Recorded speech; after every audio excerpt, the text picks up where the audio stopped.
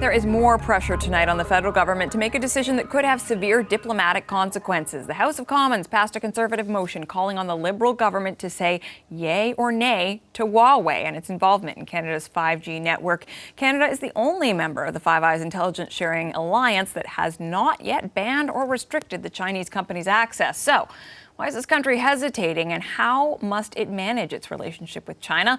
I'm now joined by someone who's been in this position. Malcolm Turnbull served as Australia's Prime Minister from 2015 to 2018, and he joins me from Sydney, Australia.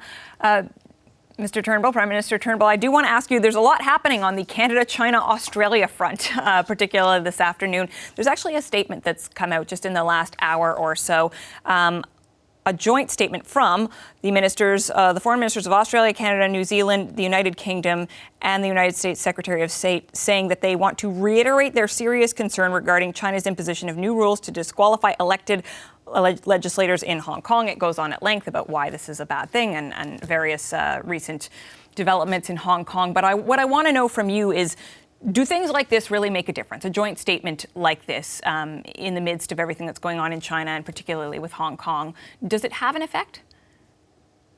Well, I think it's probably unlikely to change Beijing's attitude, but it certainly will give them cause for pause. And it's important for us to stand up for our values, Catherine. I mean, even if it's not going to change the Communist Party of China's policies, nonetheless, it's important that we show to the people of Hong Kong and our own citizens and people right around the world the values that we hold dear and stand up for them.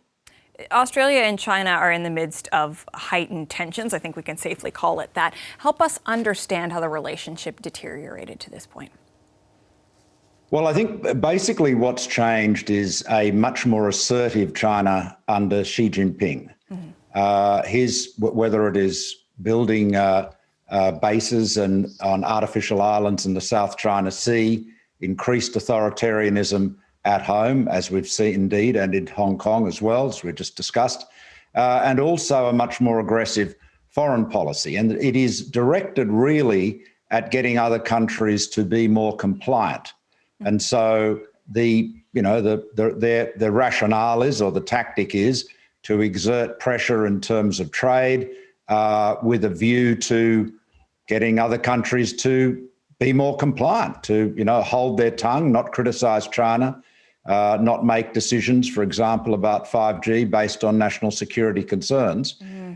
It's very misconceived. I mean, the reality is, when this pressure started to build up on Australia, and I think it began in its most recent incarnation about three or so years ago, when I was Prime Minister, and we introduced some foreign influence legislation, I was criticised by a lot of people in our business community. In fact, I used to say that if there's ever a dispute between Canberra and Beijing, Australian business will generally line up with Beijing because they cherish the economic relationship. Mm-hmm. Now, that has changed, I have to say. I think the persistent pressure, the appearance of bullying, the threats, all of that has turned public opinion in Australia against China. So or against the Chinese government. I mean, Australians have, as Canadians do, have great affection for China, for Chinese people. I mean, just as in Canada, there's 1.25 million Australians of Chinese heritage, including 2 of our 4 grandchildren. So, the proposition that there's anything about this which is anti-Chinese is ludicrous. And this is essentially political pressure being wielded by the Communist Party government in Beijing to get other countries, Canada and Australia in this case, to be more compliant. And it's quite counterproductive because clearly you can't back down in the face of it. and all it does is galvanise public opinion to be suspicious of, and indeed often hostile, and yet, to the government in Beijing. It's important to note the economic impact that this pressure China has been trying to put on Australia has wrought, right? I mean, we're talking about billions of dollars of goods, stories of lobsters rotting in the port and whatnot. And I wonder, when Canada looks at what's happening right now, Do you think some might view it as a cautionary tale that Canada not only doesn't want to be on the receiving end yet again when it comes to trade action by Beijing, but also there's the added situation of at least 2 Canadians, in fact there are more, but 2 that have received particular attention, Michael Kovrig, Michael Spavor, who are being detained in Chinese prisons for now more than 700 days. The Canadian government says it's without cause. Should this give us pause in particularly any kind of unilateral action? Well, I don't think you can take a backward step, frankly. I mean, let me illustrate it this way. We're talking about 5G. Yeah. Now, we don't have to claim that Huawei has been involved in espionage or that Huawei has done anything hostile to our interests. Mm-hmm. But the reality is, the truth is, that if our 5G network and your 5G network in Canada were built out by Huawei, mm-hmm.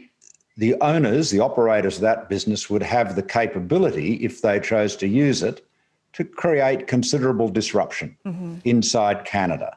They would have considerable opportunities, technical opportunities for surveillance, for interference and so forth. That is a given. But Huawei says, well, we are good guys, we would never do it. Now, let's assume, for the sake of argument, that they are good guys and that they don't want to do it. But you know what? In China, if the Communist Party government tells you to do it, you have to. Mm-hmm. And it's actually part of their intelligence law. So the point about Huawei, you don't have to say Huawei is a threat today. Mm-hmm. A threat is a combination of capability and intent. Capability takes a long time to put in place. Intent can change in a heartbeat. So the simple proposition is that given the tensions that exist, given the history, given the current tensions that are there, why would you give capabilities that could be used against you to somebody whose intent, which may be benign at the moment, could easily change? And that's so you can just we don't need to make accusations. This is simply prudence, and that was the careful technical decision we took back when I was PM a few years ago, to not allow what we called high-risk vendors, which included Huawei, from participating in our 5G. So can I ask you then, how do you make sense, given the case that you just laid out, of the fact that Canada still hasn't made a decision, only member of the Five Eyes, still says they're reflecting on it, the federal government? Well, I haven't, been involved in these mm-hmm. discussions, for a few years now, but I don't think anything's changed on the technology front. I imagine this is a rather anxious political calculation. But I just want to make this point just to reassure your viewers.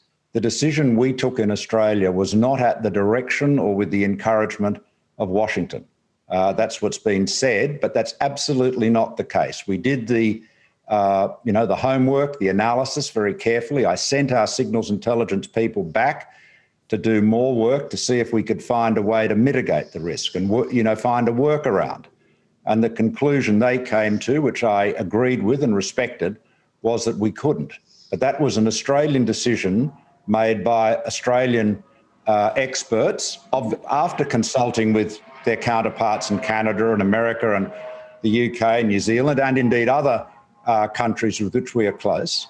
But that was an Australian decision, and I'm pleased to see that others have taken the same decision. I think it's equally prudent. But this was not a political directive from the White House. I want to be really very clear about that. I do want to ask you, though, if you were still Prime Minister of Australia, would you feel comfortable with the Five Eyes member having Huawei technology as part of the country's infrastructure if Canada doesn't follow the lead of the other members of the Five Eyes, come to the same conclusion at least?